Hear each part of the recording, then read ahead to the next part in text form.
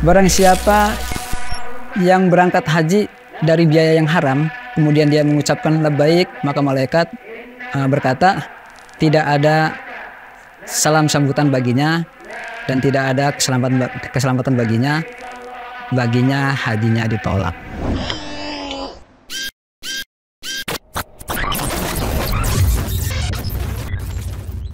Oke teman-teman buka kartu, alhamdulillah kita udah jerang hari raya kurban dan juga musim haji. Gue akan coba kupas beberapa hal yang memang dalam kehidupan kita sehari-hari sering ketemu kalau kita menjalani hari raya Idul Kurban maupun musim haji. Bersama saya ada Ustadz Ubaidillah. Assalamualaikum Ustadz. Waalaikumsalam. Sehat Ustadz? Alhamdulillah. Alhamdulillah. Terima kasih udah hadir jauh-jauh dari Balaraja ya. Oke Ustadz, langsung aja. Di kurban dulu nih Ustadz ya. Kalau bicara hari raya kurban kan banyak aktivitas-aktivitas yang kita kadang-kadang bertanya-tanya, nih harusnya kayak gimana sih gitu ya. Misalnya nih, tadi teman saya bilang tuh sifat, itu kalau tukang sembelih kan udah ada akadnya misalnya sejumlah uang, misalnya 700.000 untuk ngurusin pemotongan sampai ngulit-ngulitin.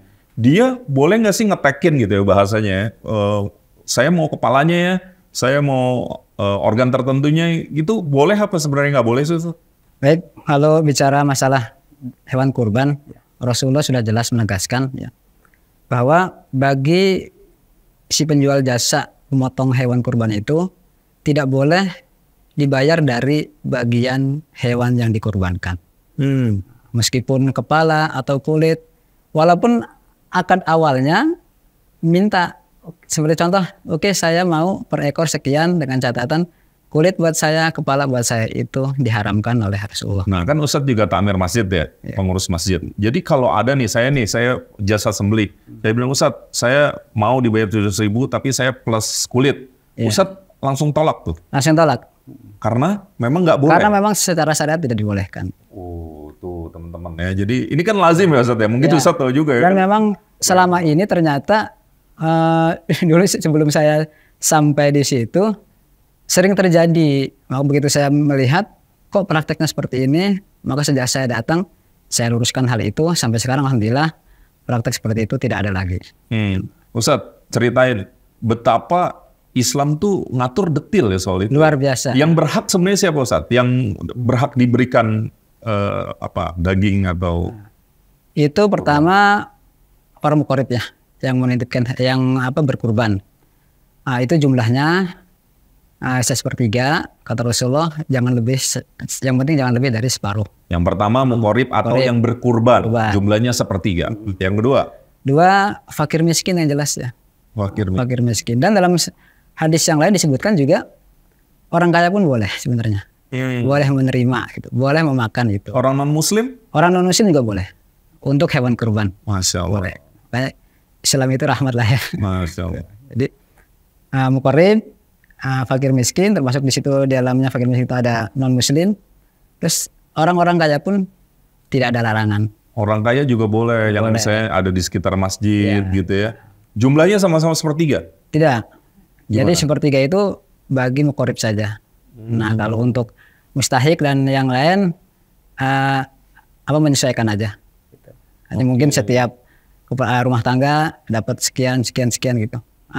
Tergantung juga, kalau hewan kurbannya banyak, fakir miskin di sekitar kita sedikit, ya mungkin bagiannya akan banyak. Tapi kalau hewan kurbannya sedikit, fakir miskinnya banyak, akan terbagi sedikit juga. Tapi nggak apa-apa, yang penting semua merasakan gitu. Nah, misalnya misalnya saya ngakalin nih, saya motong sama Ustadz nggak boleh kan kalau saya minta hal tertentu dari daging kurbannya itu.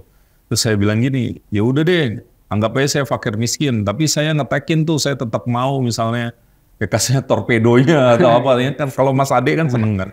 Itu boleh nggak Ustadz? Nggak boleh. Jadi untuk kalau dia sebagai mustahik ya, artinya dia sebagai jagal kita bayar, tapi dia juga tergolong mustahik ya, yang berhak mendapatkan itu nggak boleh milih. Bagaimana kita panitia ya yang sudah mengatur. Jadi dia sebagai mustahik rata hasilnya sama dengan yang lain gitu. Nggak boleh saya sebagai mustahik tapi saya bagian kepalanya. Jadi semua sama gitu. Ini mungkin akan ngenain banyak dari kita. Kadang-kadang kan saking cintanya sama dunia, kita mau berkurban kan ada keraguan ya. Misalnya kemampuan kita sebenarnya 5 juta nih, tapi kan kewajibannya berkurban. Saya 3,5 juta aja, toh kambing ada yang 3,5 juta. Ya. Dalam Islam tuh idealnya seperti apa, Ustaz? Yang terbaik dari kita atau yang penting menggugurkan sebagian dari kewajiban kita aja? Itu kan jatuhnya juga dengan sedekah ya. Nah, sedekah itu seharusnya yang terbaik. Sedekah. Yang terbaik. Nah, memang kita kalau saya sering di daerah saya itu kita buat paket tuh Mas Imam. Jadi sudah kita tentukan satu paketnya untuk 1 ekor kambing 3,5 juta. Kemudian kalau banyak 7 orang kita jadikan 1 untuk beli seekor sapi gitu. Tapi kalau memang dia ada kemampuan lebih, tadi seperti Mas Imam kemampuannya 6 juta, boleh dengan daftar 2 paket gitu. Jadi yang terbaik lah ya, kalau memang dia punya kemampuan lebih, syukur-syukur saya 1 sapi sendiri nggak masalah. Yang terbaik yang kita punya ya Ustaz. Oke, nah kalau di lapangan nih Ustaz, kan kita misalnya sebagai warga suka bantu-bantu nih Ustaz. Entah yang bisa kemampuan menyembeli dia nyembeli, kalau enggak ya mungkin apalah, pokoknya bantu-bantu. Setelah acara selesai kan biasanya makan bareng tuh. Itu sebaiknya kayak gimana Ustaz? Itu boleh nggak sih kita ikut mengkonsumsi atau kita bagian dari yang 3 itu sebenarnya ya? Nah itu kita sudah biasa seperti itu ya Mas Imam. Bagi panitia sebelum acara ada makan, setelah acara ada makan. Nah itu kita ambilkan dari biaya untuk penyembelihan itu. Jadi nggak boleh ngambil dari itu. Tapi boleh nggak pakai daging yang dikurbankan?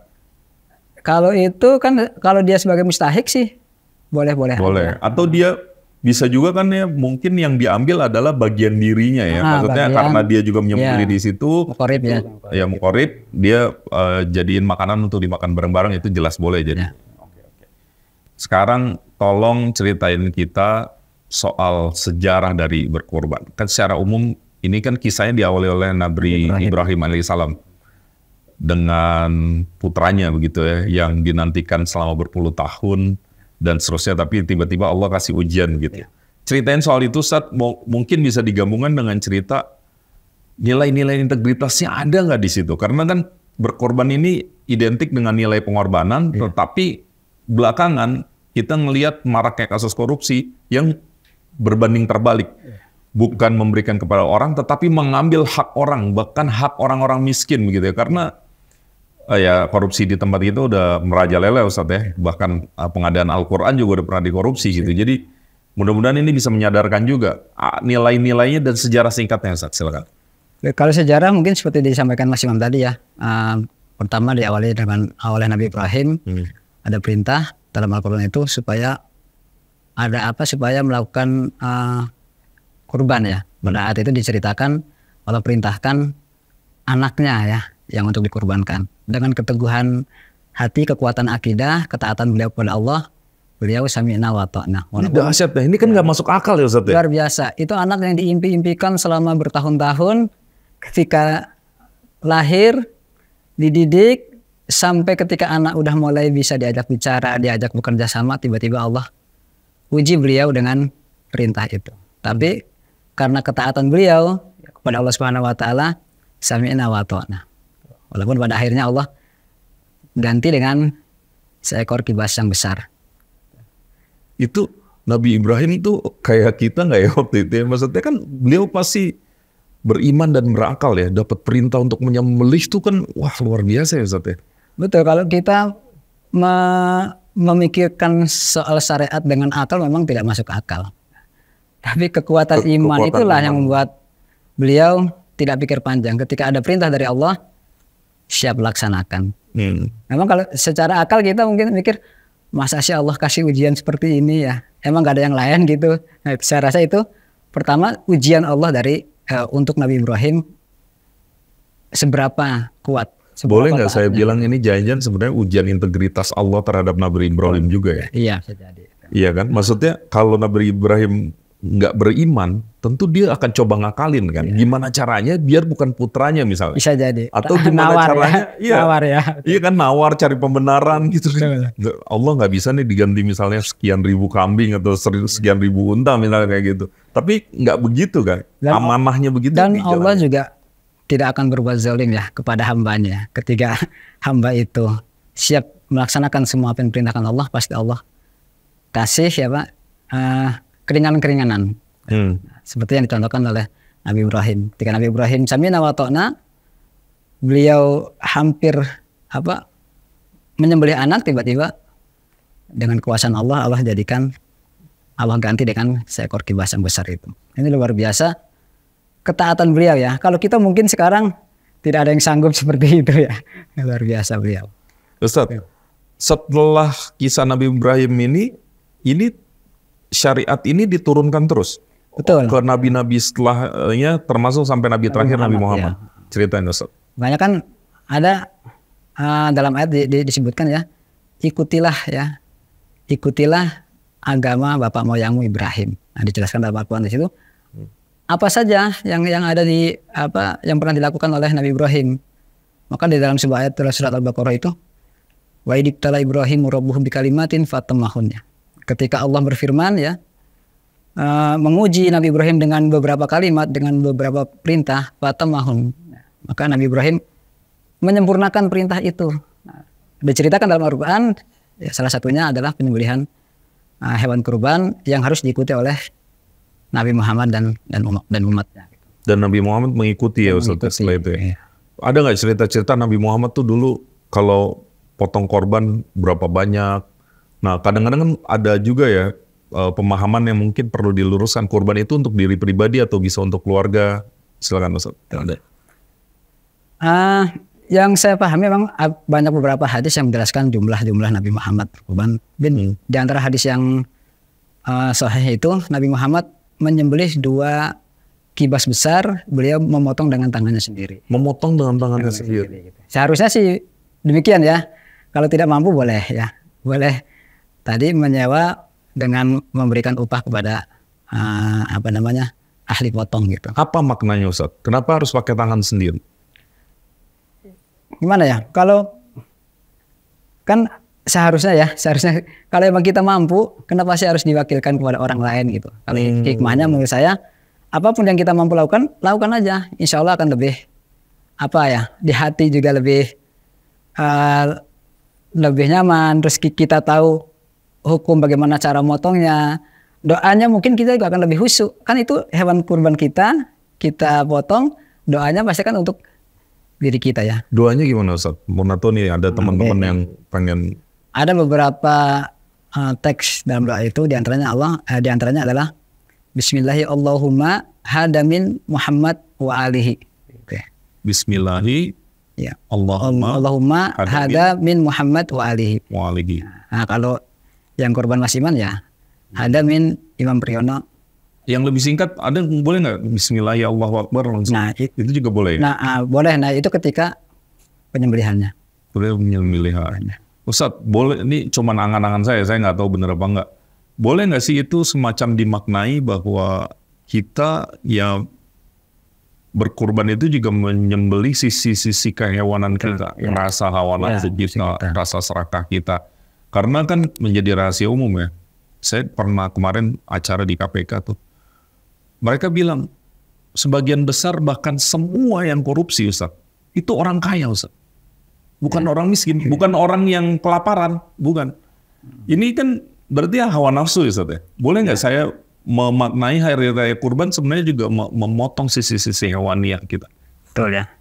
Banyak ulama menjelaskan hal itu. Jadi dengan berkurban kita diajarkan untuk mengorbankan hawa nafsu kita untuk orang lain. Sebenarnya itu.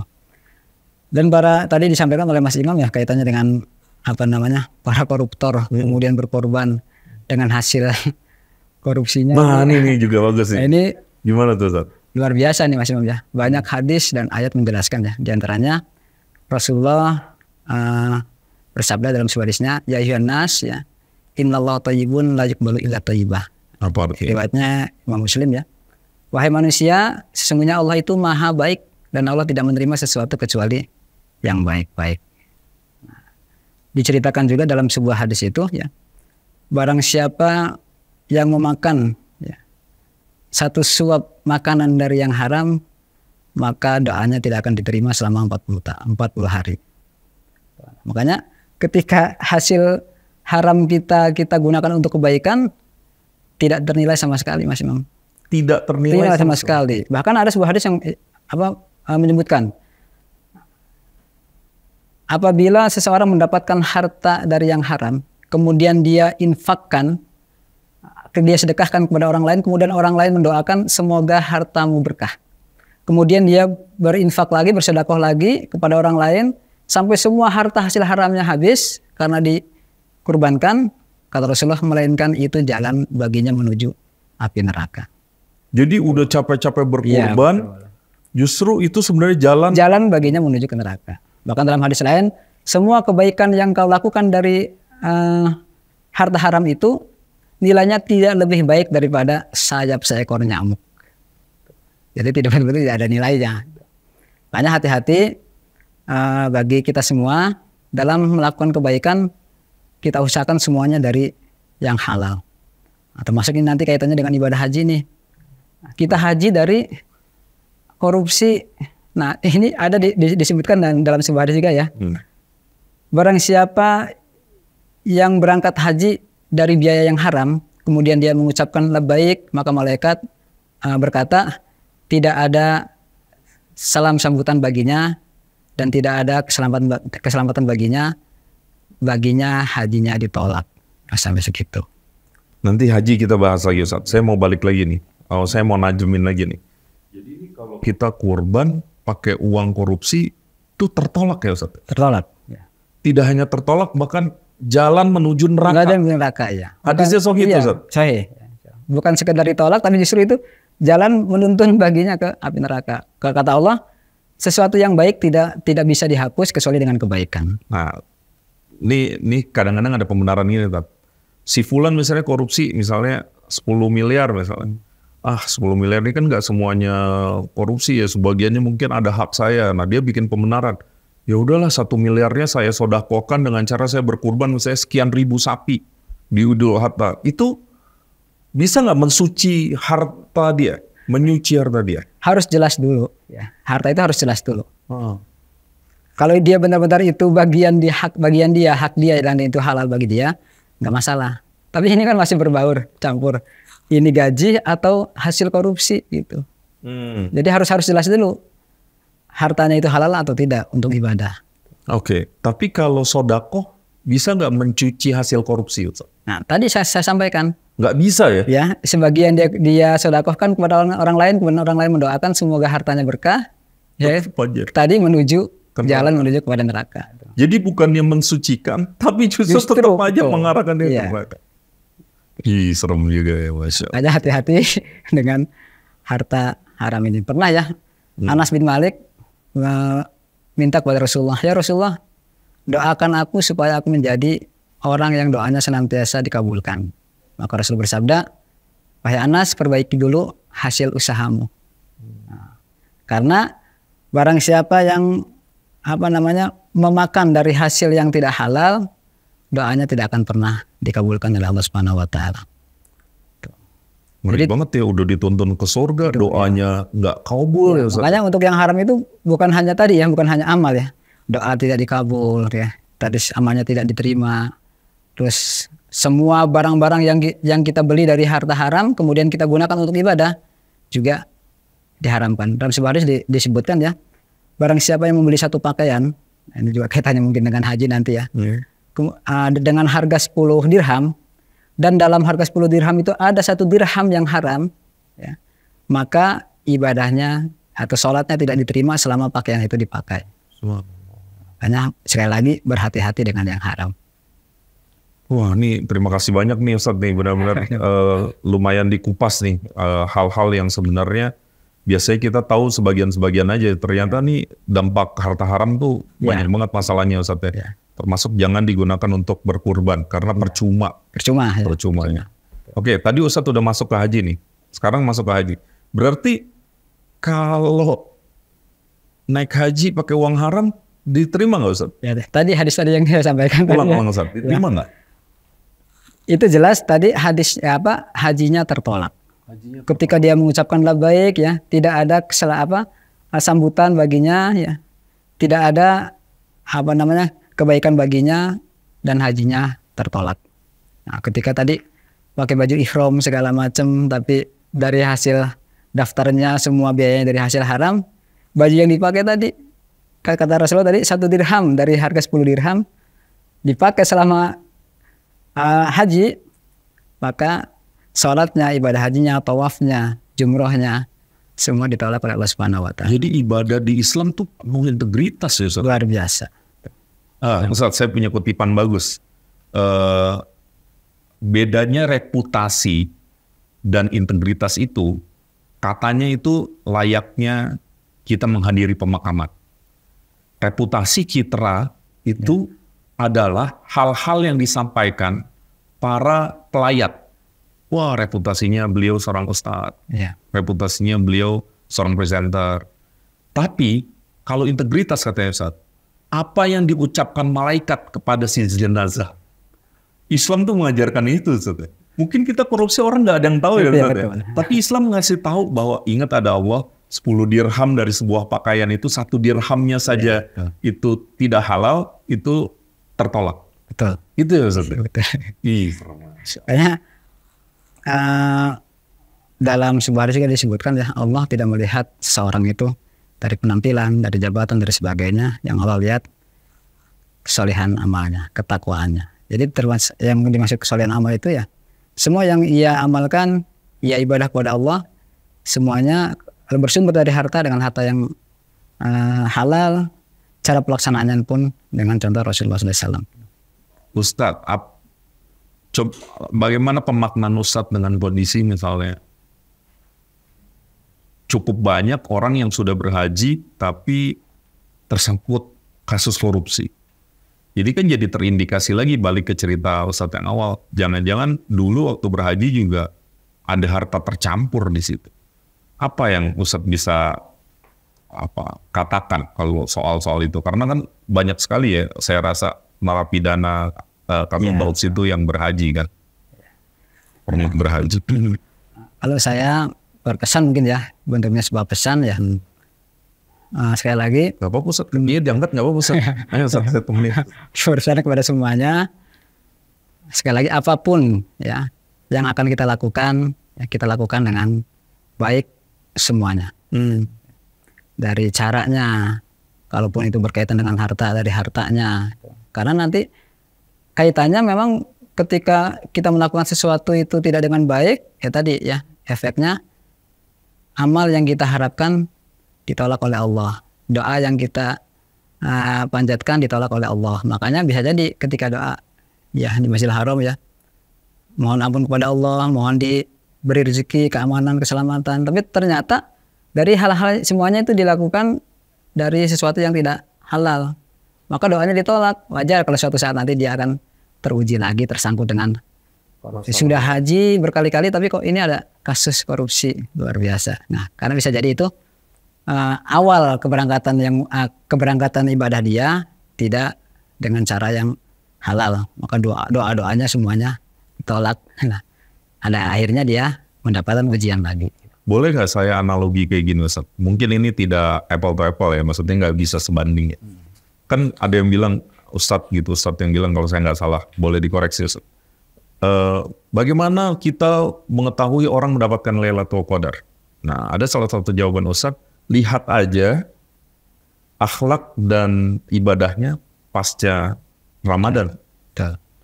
Berarti cerita Ustadz soal haji, ini boleh nggak saya simpulkan gitu? Udah berhaji, berkali-kali tersandung kasus korupsi. Itu indikasi mungkin amalannya itu tertolak. Karena kesempurnaan hajinya diragukan. Bisa kayak gitu? Iya, bisa jadi. Makanya tadi saya sampaikan doanya ya, kan doa di Masjidil Haram itu secara hadis yang dijelaskan tidak tertolak ya. Pasti diterima. Tapi nyatanya karena memang dia berangkat hajinya diawali dengan sesuatu yang haram, tadi doanya tertolak. Sampai Anas bin Malik minta kepada Rasulullah tadi, Rasulullah pesan, perbaiki dulu hasil kerjamu. Nanti kamu akan menjadi orang yang doanya senantiasa dikabulkan oleh Allah. Ustadz, ini lagi rame nih di media soal perjalanan haji anggota DPR yang menggunakan bisnis kelas. Ini saya mungkin secara umum saja ya, data-data atau informasinya. Tapi intinya naik bisnis kelas, jumlahnya 80 orang dan seterusnya.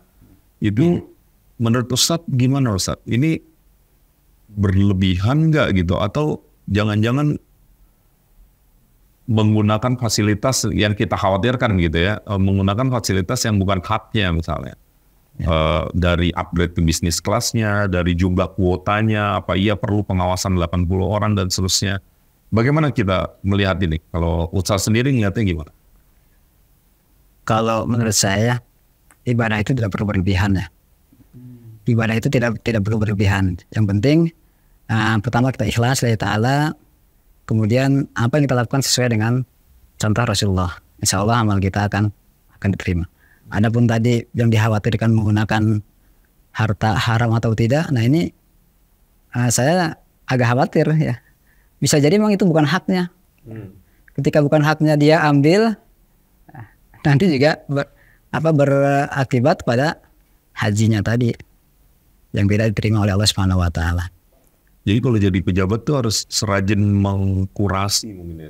Iya, muhasabah ya bahasa kita, muhasabah. Melihat ini layak nggak digunakan, ini sudah tepat belum gitu. Lebih baik kalau dia bermuhasabah diri, terus dia khawatir tersangkut dengan yang subhat, ya cukuplah saya berangkat dengan kemampuan saya sendiri aja, nggak usah pakai fasilitas negara. Kan memang disebutkan itu kan ibadah haji itu wajib bagi siapa yang mampu. Nah itu kaitan mampu itu dengan pribadi diri sendiri. Walaupun ada memang yang ada hadiah-hadiah gitu ya dari termasuk saya nih ya, itu juga pendaftaran juga dihadiahi oleh orang kampung ya, mungkin sebagai rasa terima kasih atau apa. Nah ini saya dihadiahi, tapi itu kan punya pribadi. Kalau ini punya negara kita nggak tahu itu. Apakah itu hak orang lain atau gimana? Kemudian dia gunakan, dia terima. Dan pasti kalau hak orang lain nggak boleh aja Ustaz. Karena kita nih senasib kan maksudnya. Sama-sama nyoba daftar haji reguler dan nggak tahu 20 tahunan lagi mungkin kita baru diizinkan Allah. Semoga kita mudah ada umur untuk itu. Amin. Tapi kalau kita sambil nunggu nih Ustaz, kan kita nih senasib nih Ustaz. Tadi Ustaz kan cerita ya kan ada tawaran. Nambah deh sekian nanti tahun kesekian bisa lebih cepat atau bisa berangkat lebih awal. Itu kayak gimana Ustaz? Baiknya kita menghindari atau ini kan mumpung ada ini kan mumpung ada jalan dan rukun Islam yang pamungkasnya nih yang nggak semua orang bisa dapat nih, gimana Ustaz? Kalau saya pribadi saya nggak mau. Dan dulu ini pernah terjadi di teman saya sendiri. Begitu dia daftar, ditawari langsung oleh orang yang mengurus haji. Pak, hanya nambah 2 juta kok. Bapak bisa berangkat tahun depan. Nah dia jawaban mungkin secara kasat mata beliau itu orang awam. Tapi hatinya luar bersih. Ini saya sedang beribadah kepada Allah. Saya nggak mau main begitu-begituan. Bisa jadi itu kursi yang saya beli itu punya orang lain. Yang harusnya orang lain berangkat, saya usir dengan 2 juta itu. Saya nggak mau. Luar biasa itu. Itu tetangga saya. Tuh, jadi ini yang mungkin kita sering lupa ya Ustaz. Ini nih ibadah kepada Allah yang Allah tuh tahu seberapa dalam pun kita menyembunyikan hal-hal busuk, tuh Allah pasti tahu ya. Innallaha khabirun bima ta'malun ya. Allah itu maha tahu dengan apa yang kamu kerjakan. Yang kita sembunyikan di dalam dada atau kita tambahkan Allah tahu. Makanya kadang ya kembali kepada niat ya Mas Imam ya. Kalau niat kita memang untuk ibadah, ya kita usahakanlah. Ya seikhlas mungkin, sebaik mungkin supaya benar-benar ibadah yang kita lakukan ini nggak sia-sia. Tapi kalau tadi berangkat haji niatnya pengen dapat titel haji. Dan disebut Pak Haji.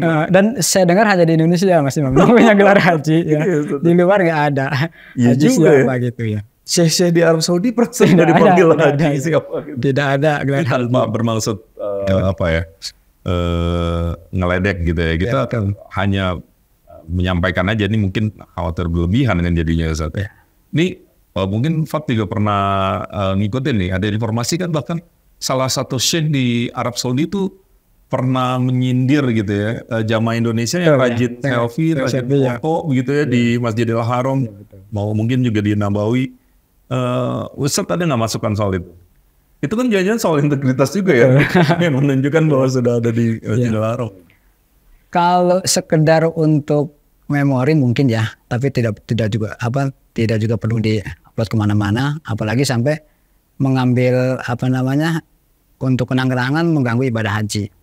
Kalau menurut saya sih selesaikan dulu aja ibadah haji, dan tidak ada kaifiat haji itu dengan begini barangkali ya. Haji aja selesai semua kaifiat haji, silahkanlah. Meskipun tidak berlebihan juga Mas Imam ya. Mungkin ya untuk kenang-kenangan mengingat rasa rindu ya. Bisa jadi melihat, waduh saya waktu di sana ya. Tapi nggak perlu bikin live gitu di situ di depan Ka'bah guys, gitu nggak perlu ya. Berlebihan menurut saya. Itu harusnya kan berdoa di situ ya. Waktunya tempat mustajab, waktu mustajab malah untuk selfie yang tidak ada manfaatnya menurut saya. Begitu ya Ustaz. Jadi dihindari ya hal-hal semacam itu ya.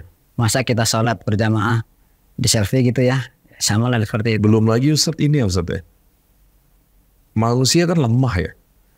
Tergelincir dari rasa zuhud ke rasa ria itu kan mungkin lebih tipis dari tisu kali Ustaz ya. Luar biasa ya. Nah ria itu Rasulullah menggambarkan seperti semut hitam berjalan di atas batu hitam di tengah malam. Nah, tidak terlihat ya. Tidak akan terlihat. Dan kadang-kadang kita pun tidak merasakan kita itu sedang ria. Makanya hati-hati betul ya. Pertama sebelum berangkat, apapun jenis ibadah kita, bentuk ibadah kita, lillahi ta'ala dulu. Ya, mantapkan hati kita betul-betul hanya untuk kepada Allah, supaya tidak sia-sia. Karena nanti pada akhirnya kalau kita ibadah dengan ria ya, pada hari kiamat nanti semua dipanggil Rasulullah. Ya. Dikumpulin, dihadapkan ke depan pintu surga. Sudah kumpul, pintu surga dibuka.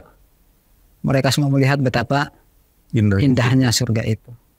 Kemudian tiba-tiba Rasulullah tutup kembali ya, pintu surga ditutup oleh Allah.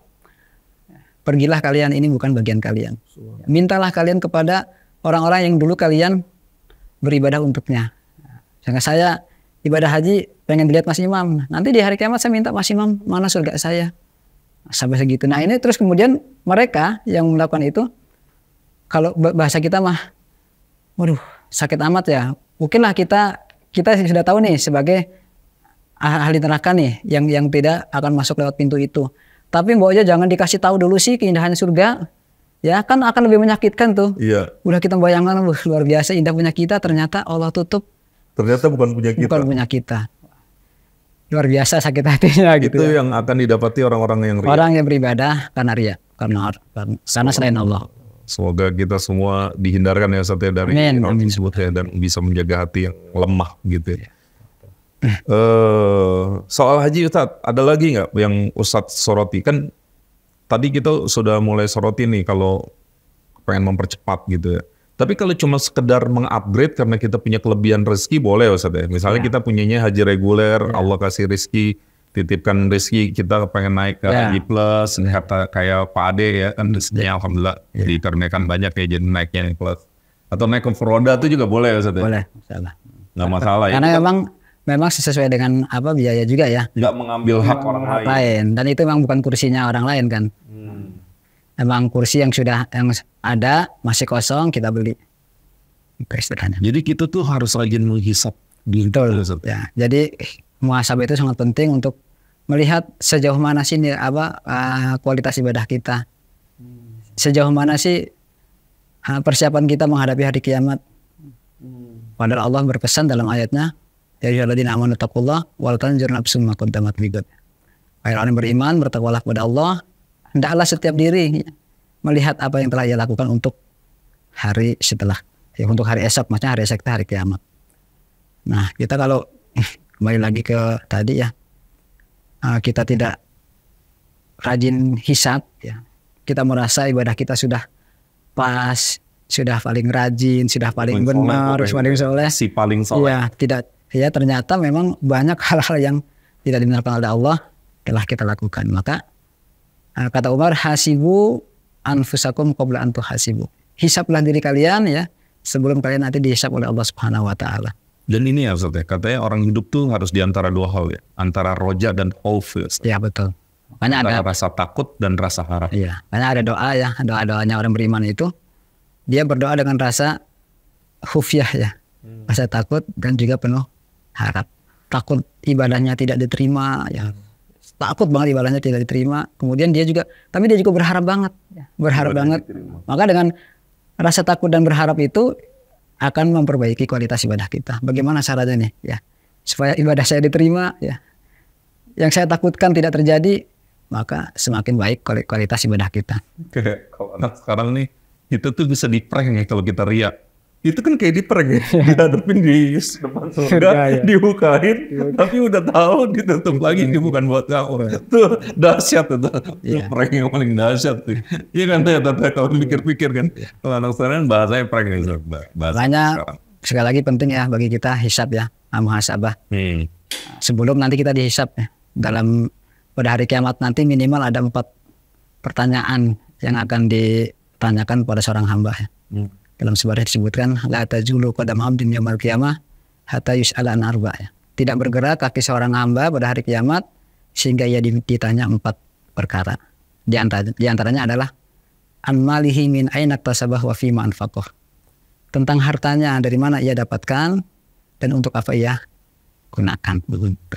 Jelas harta halal saja ketika kita gunakan untuk hal yang salah, jaminannya neraka.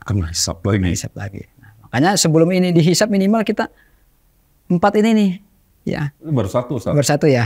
Sebenarnya yang pertama an umrihi fi mabnah ya, tentang umur. Waktu yang Allah berikan kepada kita, ya. Untuk apa kita habiskan. Nah ini kita bermuhasabah, ya. Selama ini kita ngapain aja sih? Kemudian an jismihi fi mablah, tentang diri tubuh kita ini untuk apa kita gunakan. Nah, kemudian an ilmihi bima amilah, tentang ilmunya untuk apa ia pergunakan.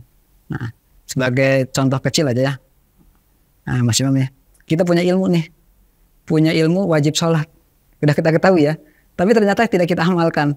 Nah ini sebagai contoh. Mestinya ketika ilmu kita dapatkan, ya amalkan. Termasuk ibadah haji tadi. Sudah punya ilmu, ya ibadah haji itu harus ibadah itu semuanya harus dengan harta yang halal, tapi dia tentang.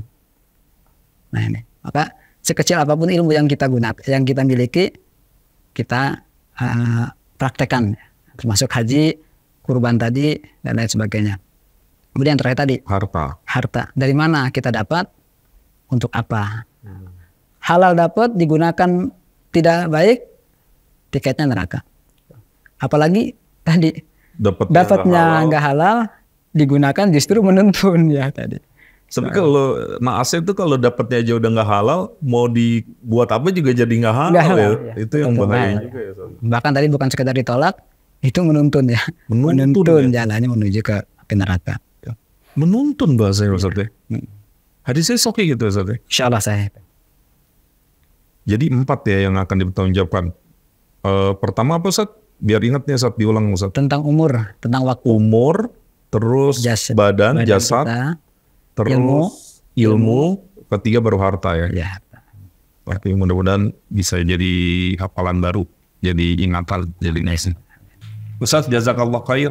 Semoga Allah yang paling tahu membalas Ustaz dengan yang lebih banyak kebaikan dari yang disampaikan hari ini. Mudah-mudahan bermanfaat buat teman-teman yang sudah buka kartu. Semoga kita semua bisa jadi integritas kita masing-masing. Ayo kita song-song Idul Adha dan juga musim haji.